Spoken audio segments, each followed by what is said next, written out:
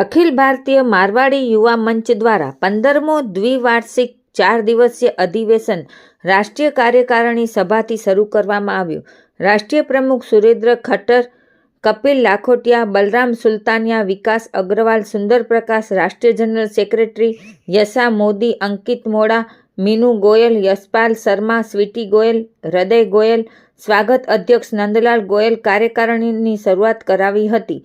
આ પ્રસંગે ઉપસ્થિત રાષ્ટ્રીય પ્રમુખ સુરેન્દ્ર ભટ્ટરનો સન્માન પાઘડી, ફુલહાર અને ખેસ દ્વારા કરવામાં આવ્યું। અન્ય સભ્યોનું પણ ફુલહાર અને ખેસથી સ્વાગત સન્માન કરવામાં આવ્યું હતું।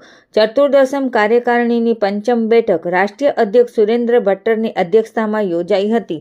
રાષ્ટ્રના 50થી વધુ સભ્યોની હાજરીમાં વિવિધ વિષયો પર ચર્ચા કરવામાં આવી, જેમાં ભૂતકાળમાં થયેલા કાર્યોની સમીક્ષા પણ કરવામાં આવી હતી, તેમજ ભવિષ્યમાં થનારી અસંખ્ય જનસેવાના મુદ્દાઓ પર વિસ્તૃત ચર્ચા કરવામાં આવી।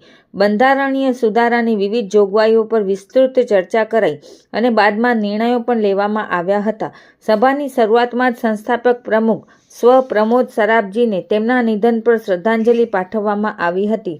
રાષ્ટ્રીય મહામંત્રી સુંદર પ્રકાશે મંચનું સંચાલન કર્યું હતું તેવું મીડિયા ઇન્ચાર્જ અશોક મિત્તલ અને પારસ જોયાની યાદીમાં જણાવવામાં આવ્યું હતું। રિપોર્ટ ભારતી માખીજાણી, ગાંધીધામ।